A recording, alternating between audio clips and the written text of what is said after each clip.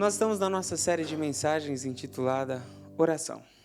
Nós temos trilhado uma caminhada, uma jornada, refletindo sobre esse tema de uma maneira muito profunda.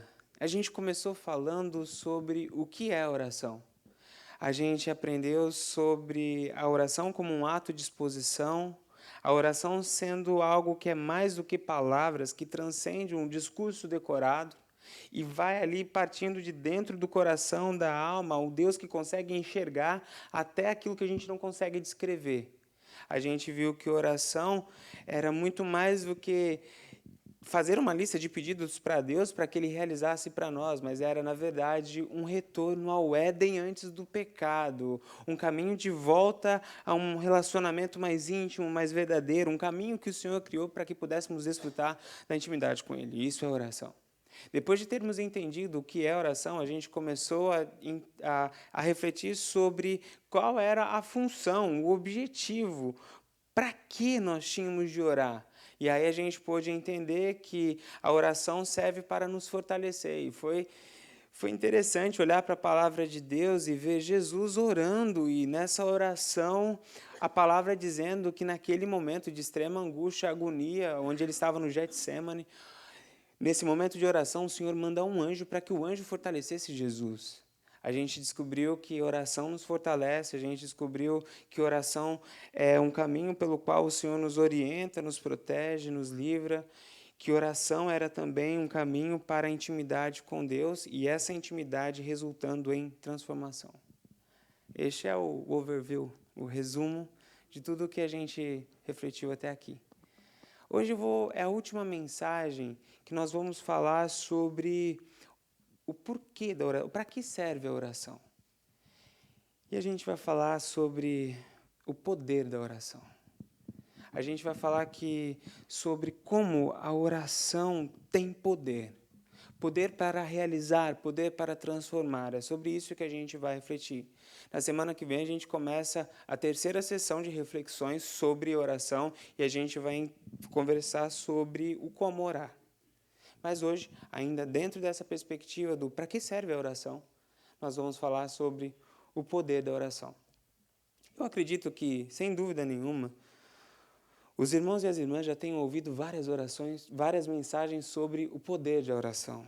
Ou então já devem ter tido várias conversas sobre a realidade de poder que está presente em uma vida de oração ou até no ato de oração. A minha dúvida não está se nós já tratamos ou não tratamos este tema na nossa caminhada cristã.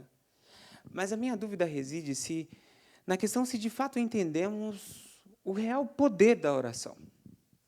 Eu tenho dúvida com relação a isso. Se a gente conseguiu entender que a oração de fato tem poder mesmo, se a gente acredita nisso. A minha dúvida reside nisso porque se nós acreditássemos que a oração tem poder, eu acho que, no mínimo, nós oraríamos mais. Segundo uma pesquisa que foi feita, a média do tempo de oração dos cristãos hoje é de 15 minutos. E eu acredito que a pessoa que fez essa pesquisa foi muito otimista. Porque, veja, vou cronometrar aqui. Imagine essa seguinte oração. Solta o cronômetro. Senhor Deus e Pai, eu quero te agradecer pela minha vida, eu quero te agradecer por tudo que o Senhor me deu, eu quero te agradecer pela minha esposa, pelos meus filhos, quero te agradecer pela minha mãe, pelo meu pai, pelo meu irmão, pela minha irmã, eu quero te agradecer pelo meu sogro, pelo meu cunhado, pela minha sogra. Pausa para reflexão, segue. Eu quero te agradecer pelo meu trabalho, eu quero te agradecer pela minha igreja, eu quero te agradecer pela vida do pastor. Que pastor abençoado que o Senhor deu para a gente, o pastor gente boa.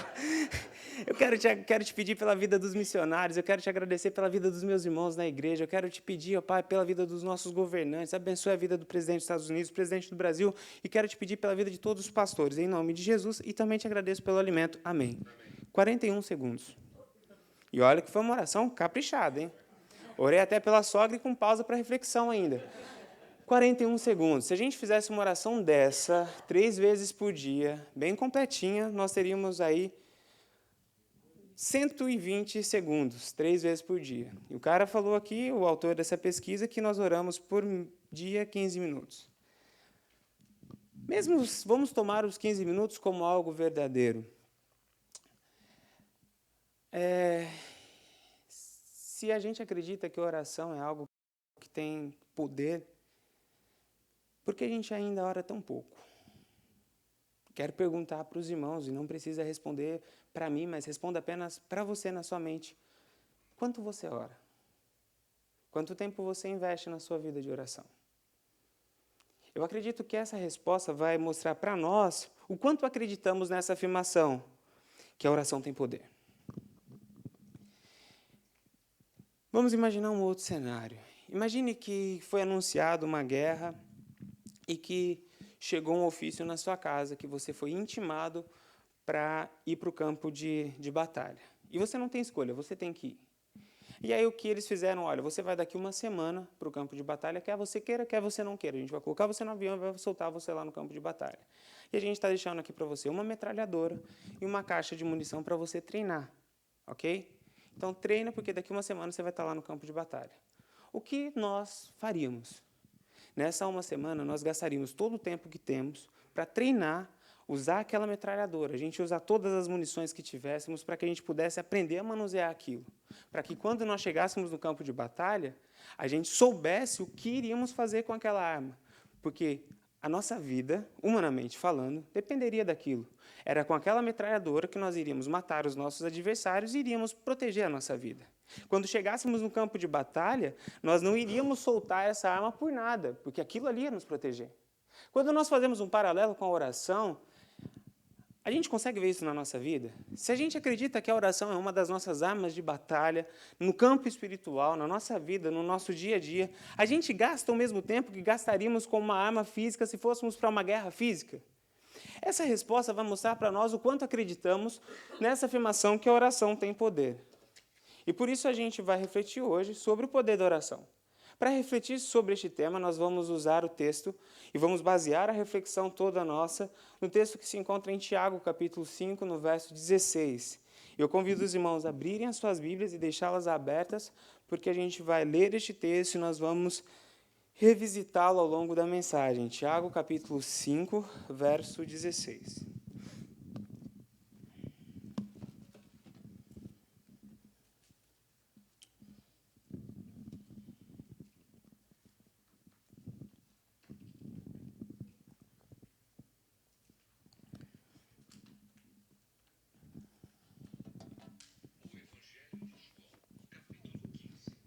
É Tiago. Tiago, capítulo 5, 16.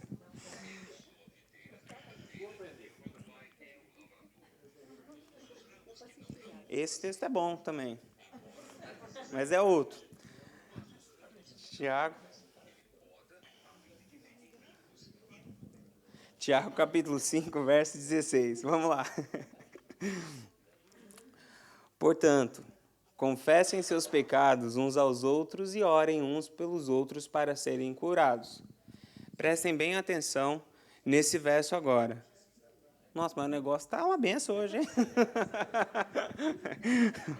Ó, vamos lá, esse finalzinho aqui que os irmãos precisam observar. Ó. Tiago, capítulo 5, verso 16, a parte final.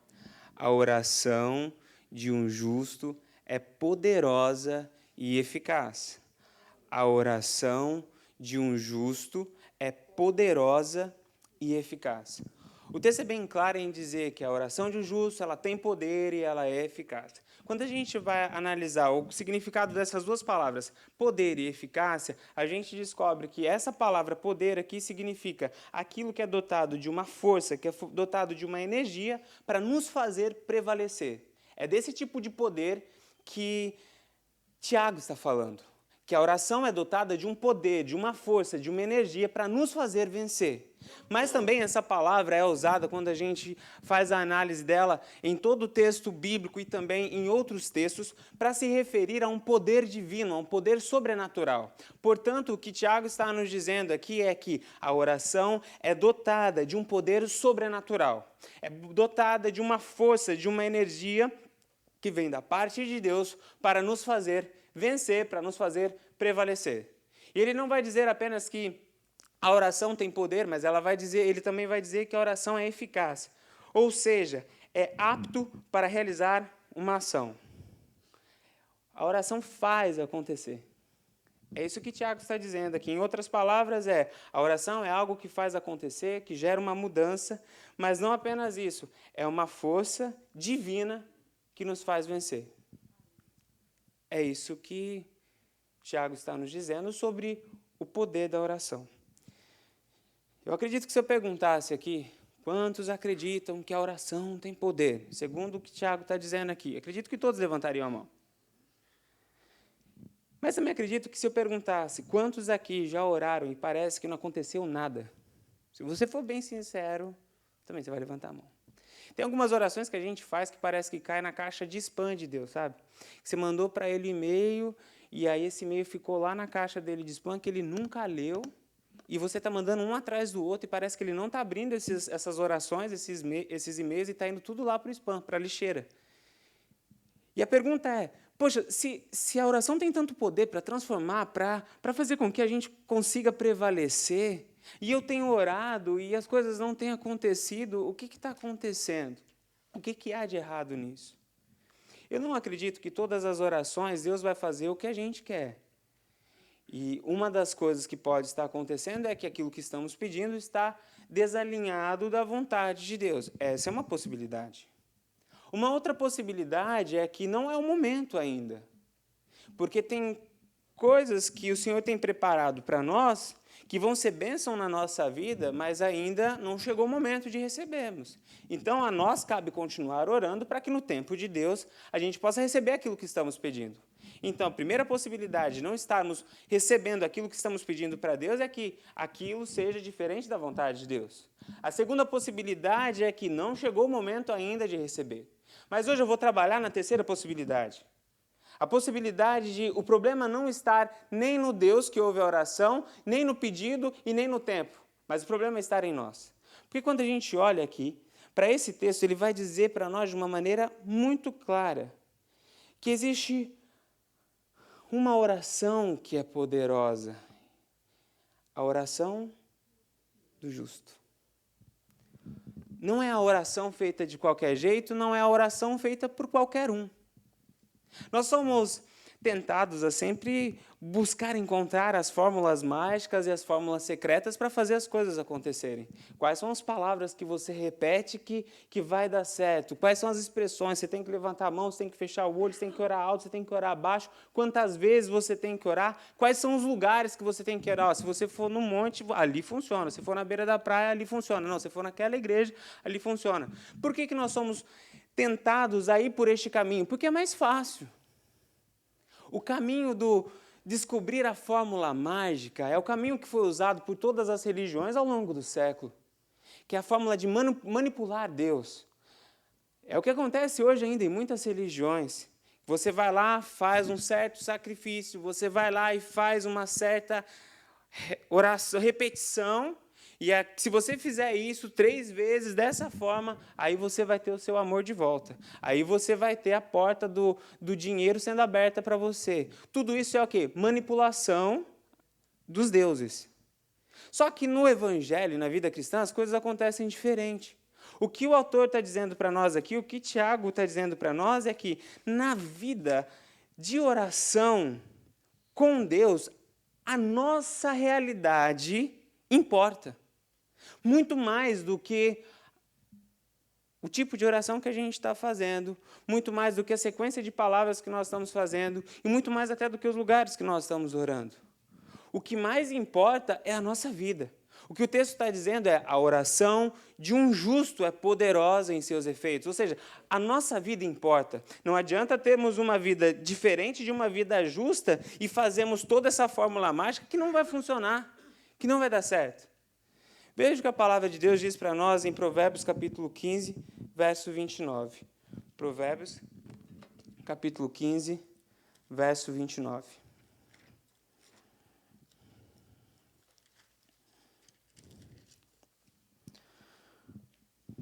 Provérbios 15, 29.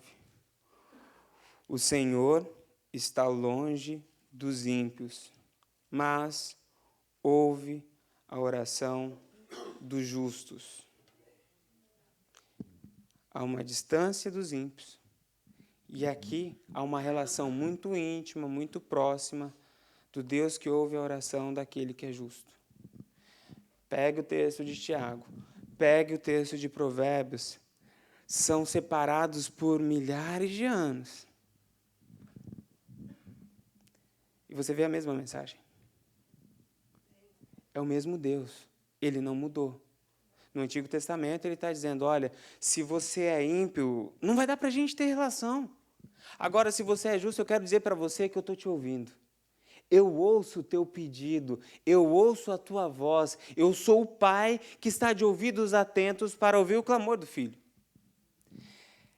É interessante quando a gente vai para Atos, a gente se depara com um momento no início da igreja primitiva que nos causa temor e tremor, que é o texto que está lá em Atos capítulo 19. Os irmãos não precisam abrir, só acompanhem a leitura. Atos capítulo 19, verso 13 ao verso 16. Preste atenção no que aconteceu.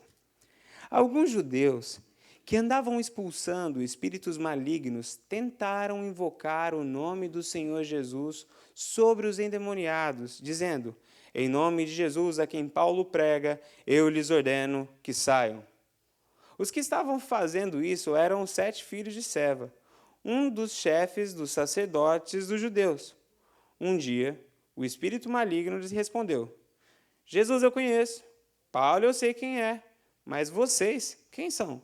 Então o endemoniado saltou sobre ele e os dominou, espancando-os com tanta violência que eles fugiram da casa nus e feridos.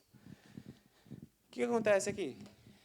Eles falaram tudo certinho? Falaram. Quando você for expulsar o demônio, em nome de Jesus, eu repreendo, saia desse corpo. Não vá pelo seu nome, porque se você for pelo teu nome, não tem força nenhuma.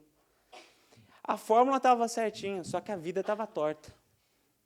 O que esse texto está dizendo para nós é que a nossa autoridade, ela vem da nossa vida, que o poder da nossa oração, o poder da nossa vida com Deus está relacionado à nossa santidade. Durante muito tempo, a igreja brasileira orou pelos seus governantes, e a oração da igreja brasileira até hoje é, Senhor, nós clamamos para que o Senhor tire os corruptos do poder, porque os corruptos estão matando a nossa nação. A minha pergunta sempre foi, poxa Deus, a gente está fazendo vigília pela nossa nação e parece que o negócio só está indo cada vez de mal a pior, o que está acontecendo? Quando eu comecei a estudar sobre isso, eu acredito que eu entendi um porquê das coisas estarem como estão. Eu imagino Deus ouvindo uma oração de alguém dizendo para ele, Pai, tire os corruptos do poder. E quando o Senhor olha para este na relação com Deus, ele está roubando o Senhor. Este na relação com o próximo, ele está sendo injusto. Eu imagino Deus ouvindo uma oração dessa e falando, quê? Você está reclamando da injustiça dos que estão no poder, mas você está sendo injusto.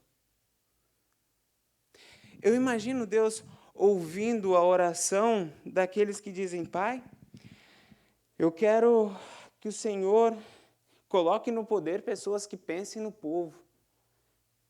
E Deus olha para a vida dessa pessoa e essa pessoa não consegue estender a mão para ajudar o irmão que está do lado. Fala, peraí, você está pedindo para eu colocar alguém lá em cima para pensar em você. E você que está aqui conversando comigo não consegue me ouvir sobre o que você tem que fazer com o irmão do seu lado. O que a palavra de Deus está nos ensinando aqui é o seguinte, a nossa vida importa na nossa relação com Deus. Não dá para termos uma vida de poder na oração, não dá para termos uma oração que tenha esse efeito de eficácia, de poder, se nós não tivermos uma vida. Eu gostaria muito, de verdade, de chegar aqui e falar, vocês podem vir aqui à frente, eu vou fazer uma oração por vocês e a vida de vocês vai mudar. Eu gostaria muito de ter esse poder, mas eu não tenho. Não adianta nada eu falar, olha, o teu lar vai mudar, vem aqui que eu vou fazer uma oração para você, para o teu lar mudar, se você não santificar o teu lar. Como é que eu vou falar para um marido que está envolvido em pornografia, um marido que está tendo atitudes que são corrosivas na educação do filho, olha, eu vou fazer uma oração e as coisas vão mudar. Não, o que ele tem que fazer para a oração dele ter poder, para ele começar a ser ouvido por Deus, é ele se santificar. Falar, Deus, olha, eu santifico a minha vida, começa a mudar o meu lar dentro de mim, a partir de mim. E depois que esse homem começar a ter uma vida de santidade, ou buscar a santidade, Deus vai começar a ouvir a oração dele e o lar dele vai ser transformado. Como é que eu vou falar para um homem que está com seus negócios todos tortos, tendo problema, com medo da justiça, fala, não, fica tranquilo, eu vou fazer uma oração, a justiça não vai te pegar. Como é que eu oro para Deus? Deus, abençoa o pecado dele. Não dá para fazer isso, meus irmãos. Não dá, Deus não é conivente. Agora, a hora que ele começa a dizer, Senhor, os meus negócios estão em tuas mãos, eu vou fazer o certo. Eu vou pagar o justo para os meus funcionários. Eu vou fazer o meu trabalho de maneira correta. Eu não vou vender A e entregar B. Eu vou ser honesto. Eu vou fazer o meu melhor. Eu vou refletir o teu caráter. Quando ele começar a fazer isso, Deus vai abençoar. Deus vai colocar essa pessoa em lugares mais altos. Por que Deus vai colocar uma pessoa que está cheia de trincas, corrupta, em lugares mais altos para envergonhar o nome dele? Pode ser até que chegue lá, mas se chegar lá, não foi Deus que colocou, foi o diabo. Veja, se nós quisermos ter uma vida de autoridade de oração, se a gente quiser ter uma vida de oração, isso precisa estar bem claro para nós. Se nós temos lutado contra Satanás diariamente e vencido ele em nossas batalhas pessoais, então nós teremos vitórias públicas. Então teremos uma autoridade pública no reino espiritual. Não tem mágica. É relacionamento com Deus. É santidade ao Senhor. E aí Deus vai ouvindo a nossa oração.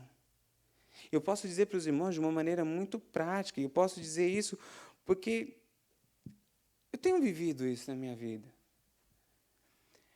Como é bom você ter conversas com Deus e saber que Deus está te ouvindo.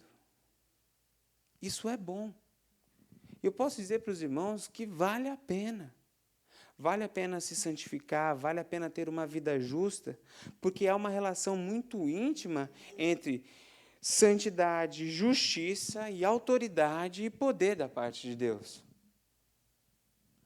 As pessoas com maior poder de oração não são aquelas que gritam mais alto, não são aquelas que aparecem ser as mais espirituais, mas são aquelas mais santas, que buscam uma vida de santidade, de integridade diante de Deus. Essas são as pessoas com uma vida de oração com poder. Sabe, isso a gente consegue ver de uma maneira muito clara na palavra de Deus, de Gênesis a Apocalipse, do Antigo ao Novo Testamento.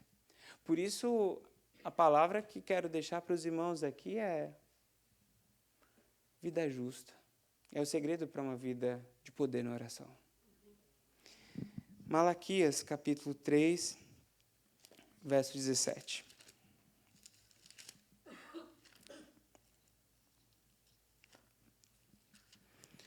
Malaquias, capítulo 3, versos 17 e 18. No dia em que eu agir, diz o Senhor dos Exércitos, eles serão o meu tesouro pessoal. Eu terei compaixão deles como um pai tem compaixão do filho que lhe obedece. Então vocês novamente verão a diferença entre o justo e o ímpio, entre os que servem a Deus e os que não servem. De novo, aqui aparece a relação íntima entre a vida justa, a vida de obediência, com a realidade do ser ouvido por Deus e do ver a face de Deus. Veja, se nós quisermos cultivar essa realidade de uma vida no poder da oração, santidade ao Senhor, vida justa. Vida justa.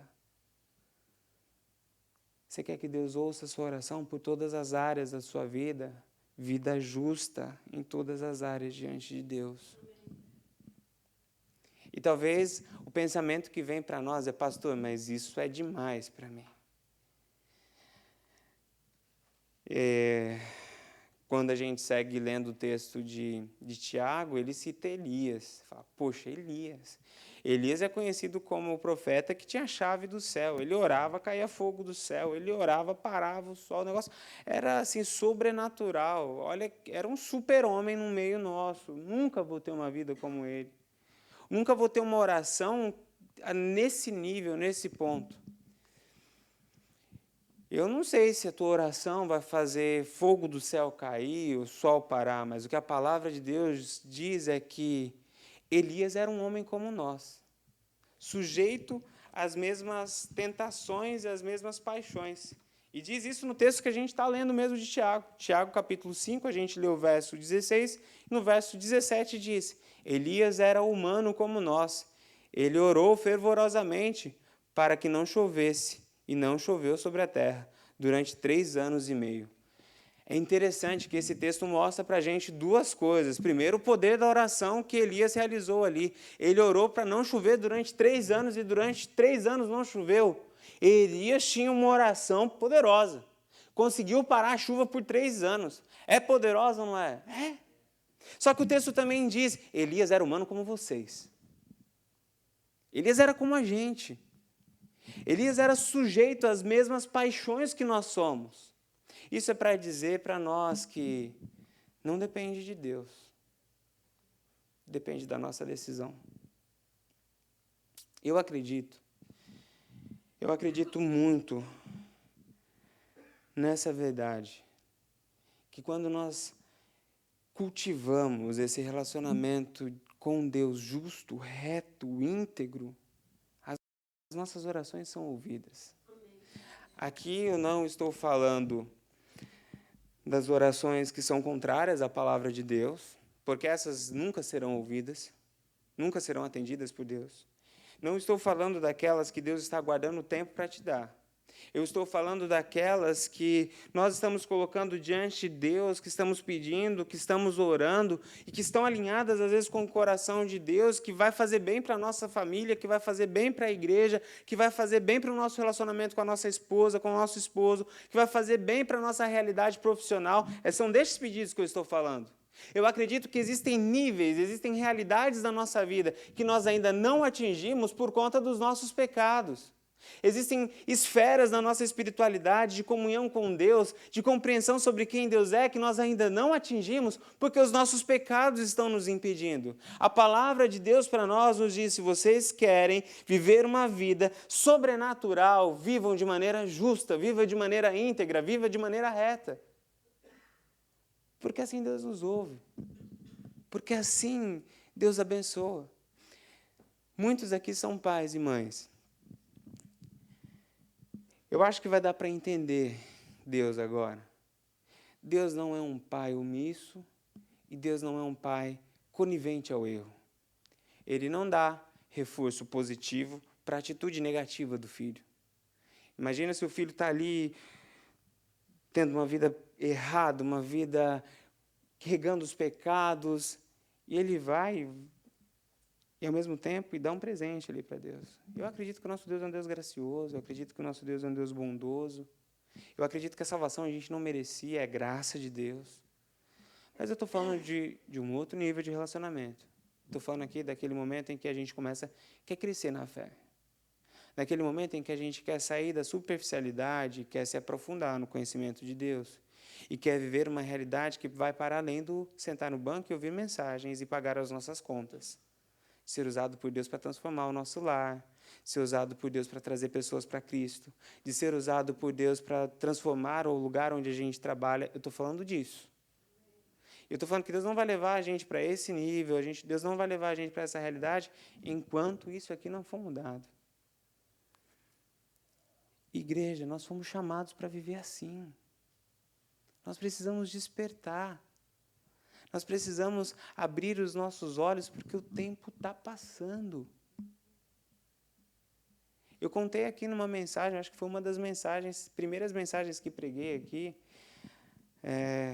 uma igreja necessária, se eu não me engano, que eu falei sobre a igreja da Coreia, que eles levantavam de manhã, levantam todas as manhãs, 5h30, e oram a Deus e tudo mais.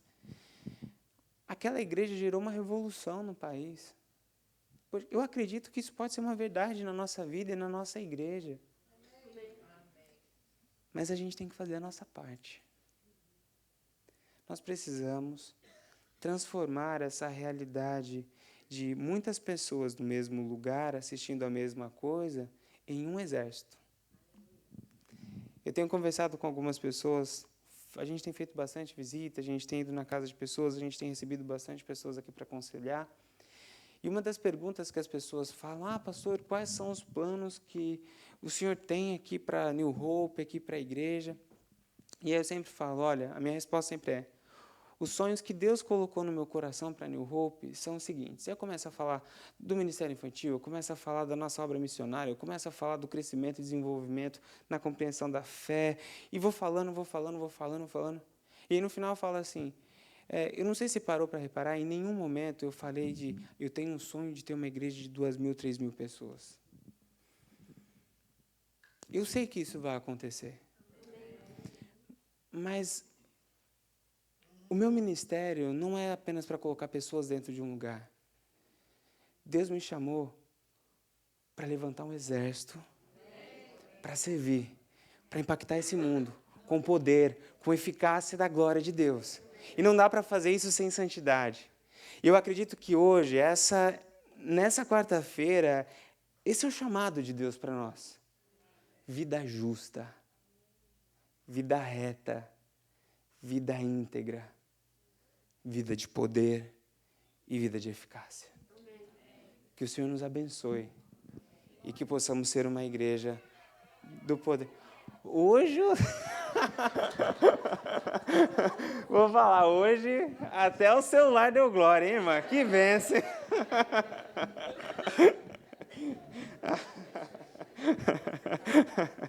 Amém. Bom, meus irmãos, esse é o desejo de Deus para nós. Que a gente possa viver dessa forma, que a gente possa buscar essa realidade na nossa vida e na vida da nossa igreja. Amém? Vamos orar? Senhor nosso Deus e nosso Pai, nós te agradecemos por sua palavra. Pai, muito obrigado porque o Senhor nos orienta, o Senhor corrige a nossa rota, o Senhor nos coloca, ó Pai, nos seus santos e retos caminhos quando nós paramos para ouvir a tua voz, Pai. O nosso pedido nessa noite é para que o Senhor nos ajude a colocar em prática aquilo que o Teu Espírito Santo falou aos nossos corações, Deus. Pai, em nome de Jesus, nós queremos viver uma vida que agrade o Teu coração, Pai. Nós queremos representar o Teu Filho Jesus aqui na terra. Nós queremos, ó Pai, agir debaixo do Teu poder e da Tua autoridade, ó Pai. Que o inferno conheça o nome dessa igreja e se estremeça, ó Pai. Não porque o nome dessa igreja vai estar lá, mas porque o nome do Teu Filho Jesus está estampado no nosso corpo, na nossa vida, nas nossas atitudes, nas nossas ações, no nosso planejamento e no nosso dia a dia como igreja, ó Pai. Que essa igreja possa ser conhecida na nossa comunidade, ó Pai, como uma igreja santa, como uma igreja reta, como uma igreja séria, ó Pai. Que a nossa vida possa refletir o Teu nome, ó Pai. E por onde quer que nós formos, em nome de Jesus, nós oramos ao Senhor, para que o Senhor conserte a nossa vida, pelo Teu poder, pelo Teu Espírito, que o Espírito Santo venha incomodar os corações, ó Pai, despertando dos erros, ó Pai, que muitas vezes estamos dormentes, ó Pai. Abra os nossos olhos para ver os pecados que não estamos enxergando na nossa vida, ó Pai. Em nome de Jesus, ajude-nos a ver as nossas imperfeições, as nossas sujeiras, os nossos erros, ó Pai, para que o Seu sangue venha nos lavar, venha nos purificar e nos corrigir, ó Pai. Em nome de Jesus, nós queremos ser santos, nós queremos ser justos, nós queremos ser íntegros aos Teus olhos pela graça do Teu Filho Jesus. Em nome de Jesus, é essa oração que nós te fazemos. Amém. Glória a Deus.